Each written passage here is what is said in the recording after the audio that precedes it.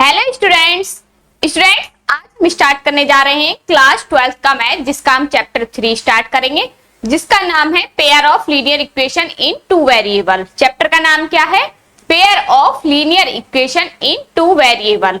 ठीक है, तो आपने पहले भी पढ़ा होगा linear equation in two variable, लेकिन अब हमारा पेयर जो 10th क्लास में है वो चैप्टर का नाम है हमारा pair of linear equation in two variable. तो स्टूडेंट्स, चैप्टर को स्टार्ट करने से पहले मैं आप सभी स्टूडेंट से विशेष आग्रह करना चाहूंगी, अगर आपने अभी इस चैनल को सब्सक्राइब नहीं किया है तो कर लीजिए, क्योंकि ये चैनल आपके लिए बहुत ही महत्वपूर्ण होने वाला है। तो स्टूडेंट्स, और मैं आप सभी को यह भी बताना चाहूंगी कि हमारे यहाँ पर हमने पेड कोर्स लॉन्च किया है क्लास 10th का, तो आप हमारे पेड कोर्स से भी जुड़ सकते हैं, जिसकी फीस सिर्फ 499 है। अभी फिलहाल 499 है, आने वाले टाइम में इसकी फीस बढ़ने वाली है। तो अगर आप इंटरेस्टेड हैं तो आप इस कोर्स को परचेज कर सकते हैं। इसमें आपको क्या क्या मिलने वाला है, ये पूरी साल की फीस रहने वाली है, पहली बात। सेकंड, आपको इसमें पीडीएफ प्लस सभी क्वेश्चंस की वीडियोस आपको मिलने वाली है, प्लस आपको यहाँ पर डाउट सेशन, जो भी आपके डाउट में क्वेश्चंस होंगे उनके अलग से आपको वीडियो बनाकर दी जाएगी। तो आइए स्टूडेंट्स, बिना किसी देरी के हम स्टार्ट करते हैं अपनी चैप्टर 3 को, जिसका नाम है pair of linear equation in two variable. तो आइए आज हम बताते हैं आपको क्या क्या इस चैप्टर का। पहले हम इंट्रोडक्शन करेंगे, चैप्टर 3 डालेंगे यहाँ पर, चैप्टर 3 इंट्रो। ठीक है, चैप्टर 3 का इंट्रो करेंगे। तो सबसे पहले हम general equation of linear equation start करेंगे। इसमें पहला टॉपिक है हमारा form equation of linear equation.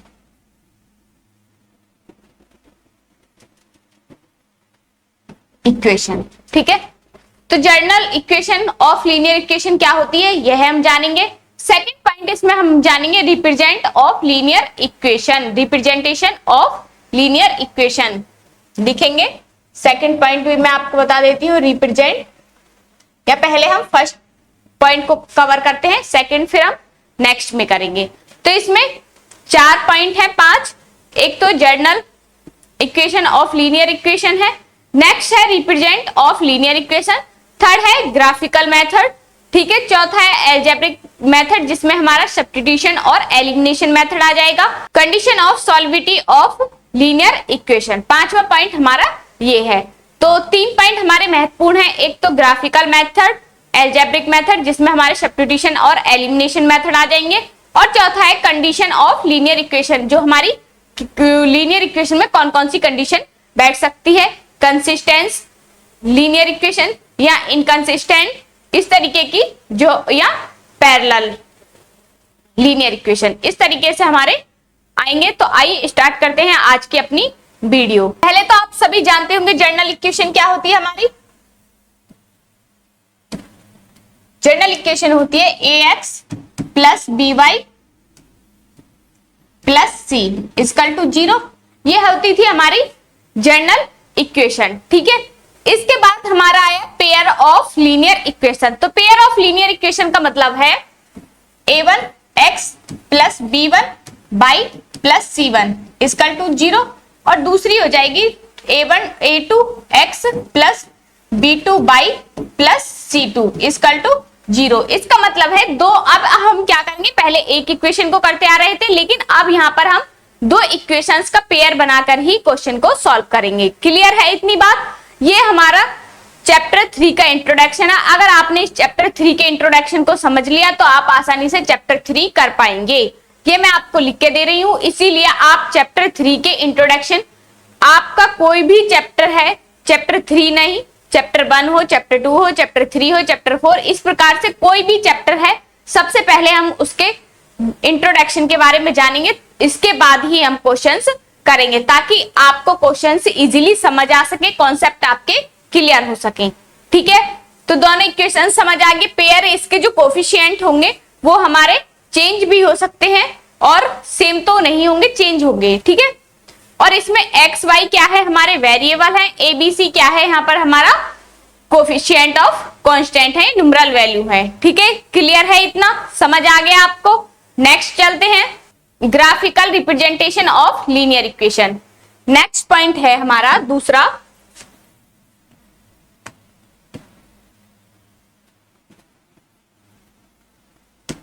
Graphical representation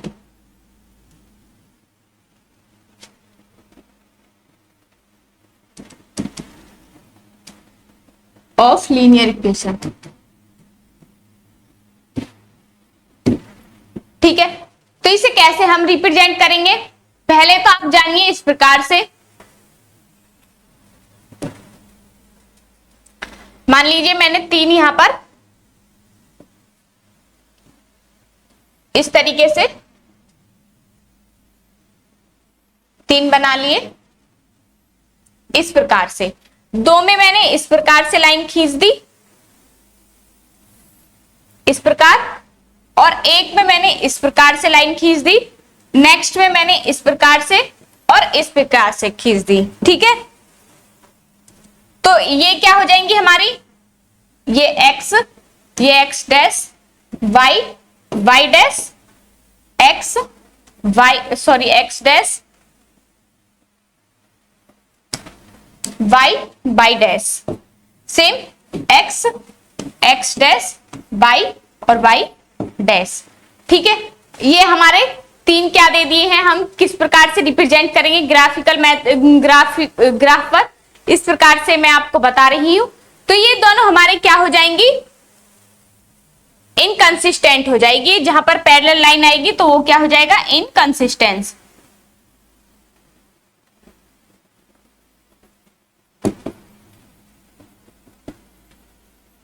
दूसरा क्या हो जाएगा, जहां पर हमारे एक ही लाइन पर बहुत सारे पॉइंट हो इस प्रकार से, तो ये हमारा क्या हो जाएगी, ये हो जाएगा हमारा कंसिस्टेंट लाइन।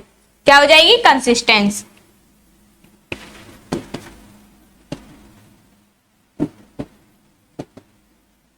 और ये क्या हो जाएगी हमारी इंटरसेक्टिंग लाइन।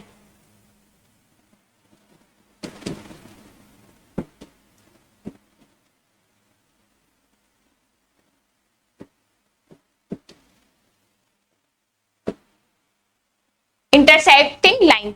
और ये कौन कौन से हमें क्या देंगे, ये देगा हमें नो सॉल्यूशन, जो पैरेलल लाइन वाला है इसमें हमारा होगा, यहां लिख देंगे नो सॉल्यूशन,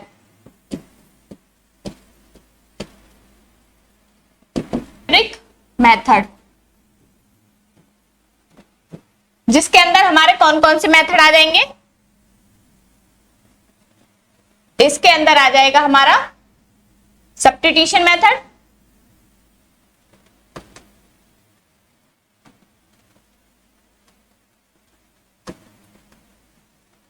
और elimination.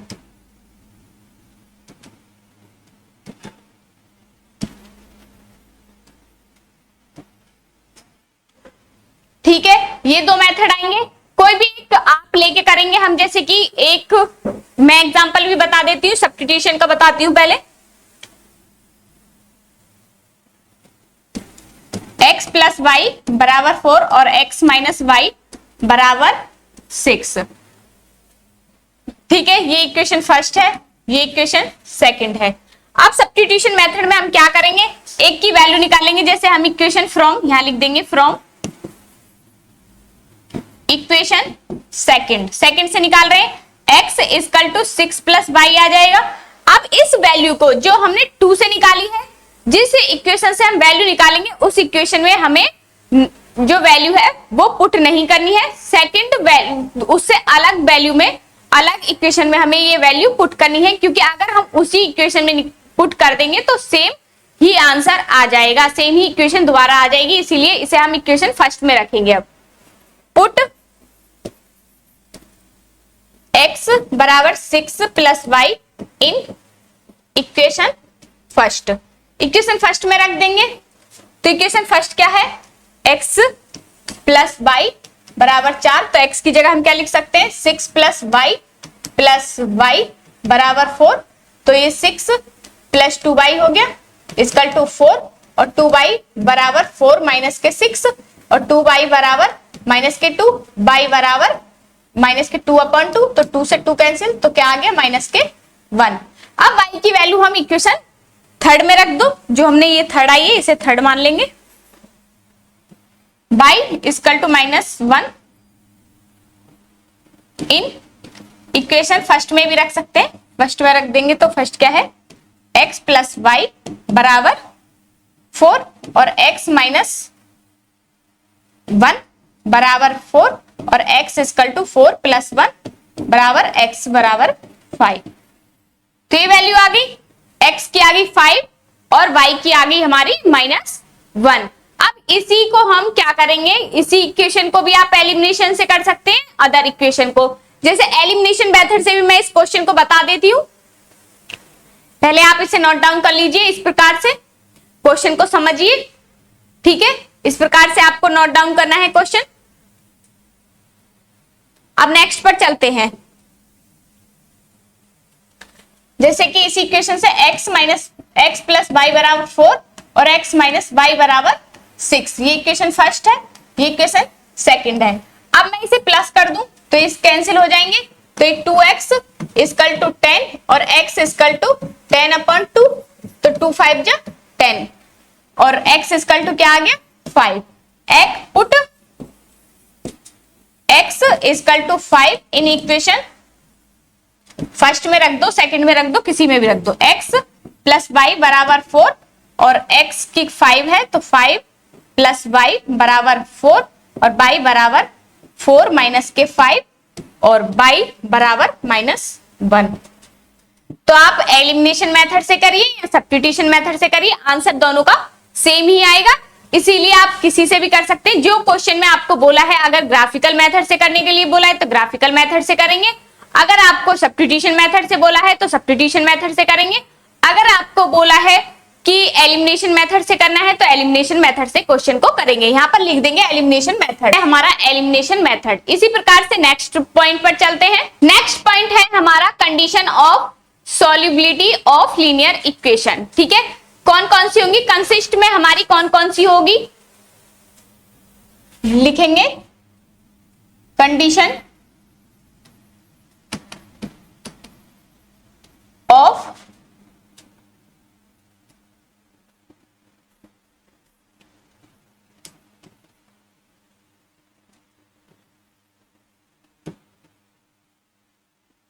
Solubility of linear equation.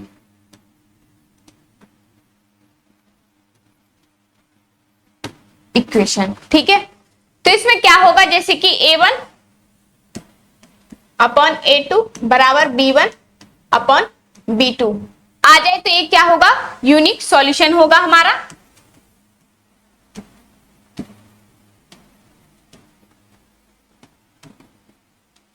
और ये कौन सी लाइन होगी हमारी, कंसिस्टेंट होगी ये।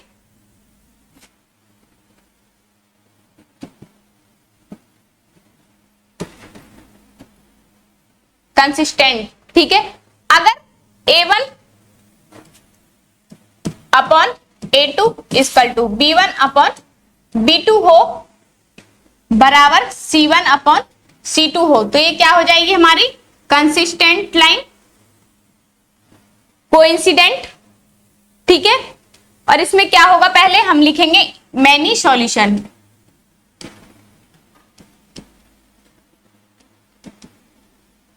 ठीक है। और ये कौन सी होगी हमारी, कोइंसिडेंट लाइन होगी, कौन सी, कोइंसिडेंट।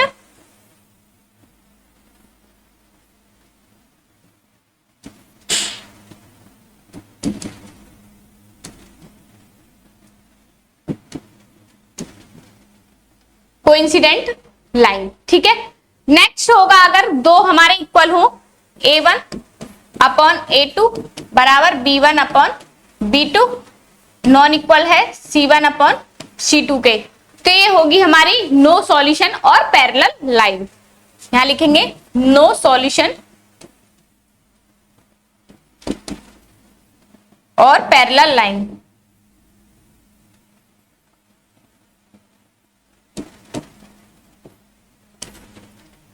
ठीक है, समझ आ गया।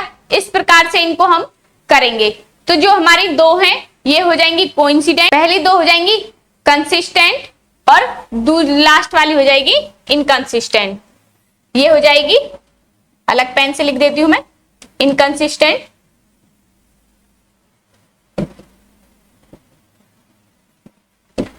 और ये दो हो जाएंगी कंसिस्टेंट।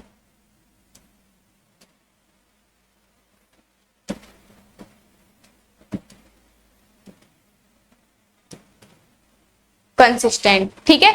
इस तरीके से ये आपको करना है। इस प्रकार से हमारा फोर्थ पॉइंट भी यहाँ पर क्लियर हो गया। इस प्रकार से हमारे 4 पॉइंट थे, तो जो कि हमने कवर किए हैं इस इंट्रोडक्शन वीडियो में। तो स्टूडेंट्स, इसी प्रकार से हमारी चैप्टर 3 का इंट्रोडक्शन यहाँ पर समाप्त होता है। तो मुझे पूरा विश्वास है कि आपको चैप्टर 3 का इंट्रोडक्शन अच्छे से समझ आया होगा।